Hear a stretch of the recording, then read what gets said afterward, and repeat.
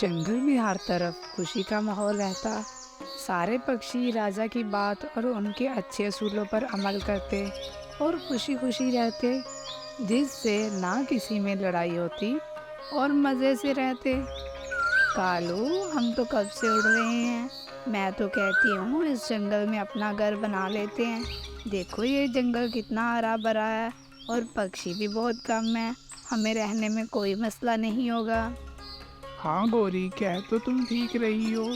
चलो आओ चलते हैं और घर बनाने की तैयारी करते हैं। तो वो दोनों एक जगह ढूंढनी शुरू कर देते हैं जहाँ पर वो अपना घर बनाते हैं। उनको जगह जंगल के बीचों बीच पसंद आती है। साथ ही लाड़ और टोनी का घर था। कालू, देखो ये घर कितने प्यारे हैं। हम भी इनमें से कैसा घर बनाते हैं। और मुझे वो वाला पेड़ बहुत पसंद आया है। हम अपना घर वहाँ ही बनाएंगे। लाड़ो ये आवाज़ सुनती है तो घर से बाहर आती है। लाड़ो उन दोनों के पास आ जाती है। आप दोनों कौन हो और कहाँ से आए हो? पहले तुम बताओ तुम कौन हो और हमसे क्यों पूछ रही हो? मैं इसी जंगल में रहती हूँ। मैंने तो पहले कभी नहीं देखा आप दोनों को, इसलिए अब आप बताओ कौन हो और कहाँ से आए हो? मेरा नाम कालू कौवा है और इसका नाम गौरी कवि है। हम दूर के जंगल से आए हैं। वहाँ पर सारे दरख्तों को काट दिया है, इसलिए हम रहने के लिए कोई जंगल तलाश कर रहे थे और हम इस जंगल आ गए। कालू कौवा लाड़ो से झूठ बोलता है कि दरख्तों को काट दिया। इसी वजह से इनकी लड़ाई और चोरी पकड़ी गई थी, इसलिए इनको जंगल से निकाला गया था। ठीक है, तुम जंगल में घर बनाने से पहले चील राजा से बात कर लो, फिर घर बनाना।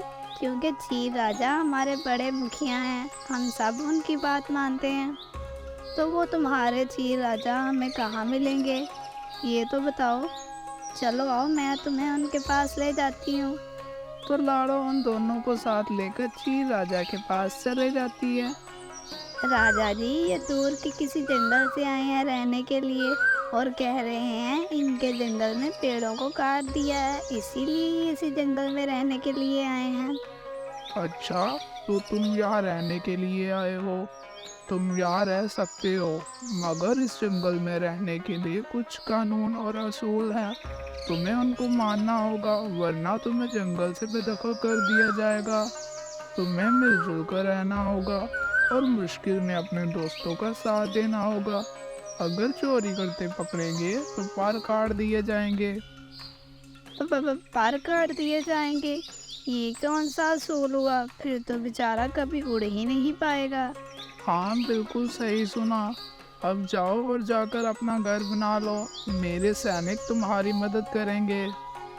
तो वो दोनों लाड़ो और कुछ सैनिक उनकी मदद के लिए जाते हैं।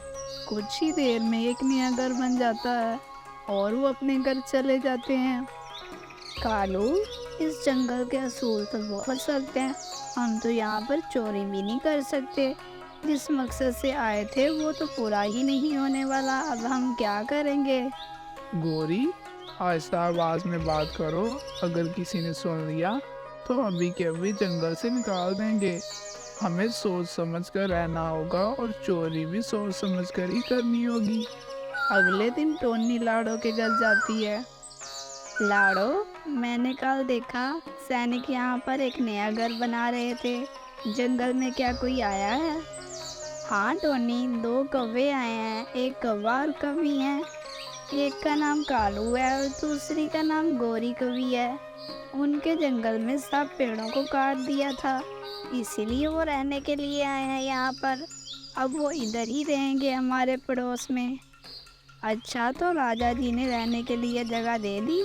हाँ टोनी, राजा जी ने ही कुछ सैनिकों की मदद से घर बनाने के लिए उनको भेजा था।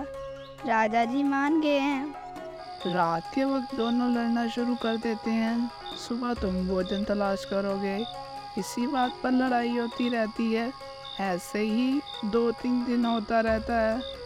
मामा, मुझे नींद नहीं आ रही। कितना शोर है, ये कौन है? टीलू बेटा, तुम सो जाओ, कोई भी तो नहीं है। वैसे ही दूर जंगल में कोई जानवर लड़ रहे हैं, तुम सो जाओ। यही हाल टोनी के घर का था। जब सुबह हुई तो लाड़ो और टोनी के घर जाती है। टोनी, ये तो रोज रात को लड़ते रहते हैं। टीलू को नींद भी नहीं आती। मैंने तो झूठ बोलकर उसे सुलाती हूँ। लाड़ो, मेरा भी कुछ यही हाल है। इनका राजा जी को बताना होगा। अभी आए ही इनको हफ्ता भी नहीं हुआ तो इन्होंने लड़ाई के चर्चे शुरू होने लग पड़े हैं।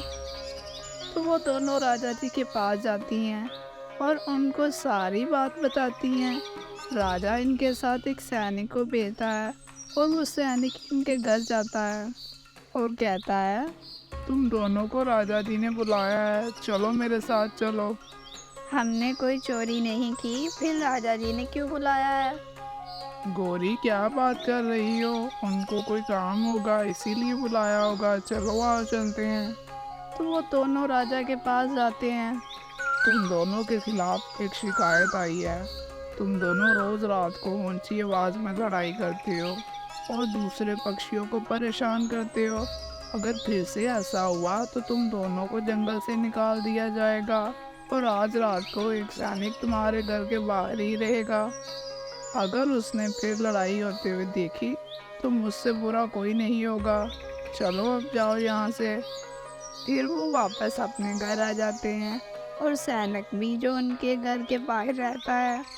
कालू और गोरी चोरी करनी थी, अब उनके लिए मसला बन गया था। उन्होंने चोरी लाड़ो और टोनी के घर में करनी थी। कालू, आज रात ही चोरी करते हैं और इस गंदे जंगल से निकल जाते हैं, पर अब हम चोरी कैसे करेंगे? मेरे पास एक तरकीब है। रात को जब सारे पक्षी सो जाएंगे तो तुम बीमारी का ड्रामा करना। फिर मैं सैनिक को बोलूँगा किसी डॉक्टर को बुला लाए। जैसे ही वो लेने जाएगा तो हम चोरी करके भाग जाएंगे। हाँ, ये सही है, पर हमें सतर्क रहना होगा। रात हो जाती है। गोरी बीमार होने का ड्रामा करती है। कोई मेरी मदद करो, जल्दी से आओ, कोई तो मेरी मदद करो। सैनिक फौरन अंदर आ जाता है। क्या हुआ? इसकी तबीयत बहुत ख़राब है, जल्दी से किसी को बुला कर लाओ, नहीं तो ये मर जाएगी। तो सैनिक फौरन चला जाता है डॉक्टर के पास। गोरी टोनी के घर चोरी करती है और कालू लाड़ो के घर में। दोनों घरों से पैसों की थैलियाँ उठाकर भाग जाते हैं। जब सैनिक घर आता है तो घर में दोनों ही नहीं थे। वो फौरन दूसरे सैनिकों को खबर कर देता है। ऐसे ही वो बहुत जल्दी पकड़े जाते हैं। जब सुबह होती है तो दोनों को जेल में डाल दिया जाता है सबके सामने।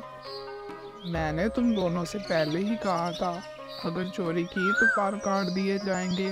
मुझे तुम दोनों पर पहले से ही शक था, इसीलिए मैंने सैनिक को तुम्हारे घर की निगरानी के लिए भेजा था। चील उनसे सब पूछ लेता है और चोरी किए हुए पैसे लाड़ो और टोनी को वापस मिल जाते हैं। कालू और गोरी को जेल हो जाती है 5 साल के लिए। तो दोस्तों, आपको आज की कहानी कैसी लगी? ऐसे ही आपकी सपोर्ट से मुझे हिम्मत मिलती है। आपका एक लाइक और एक कमेंट मेरे लिए गोल्ड मेडल से कम नहीं होता। आपकी इस मोहब्बत के लिए दिल से शुक्रिया। चैनल को सब्सक्राइब कर दें ताकि हर आने वाली वीडियो आप तक पहुंच सके।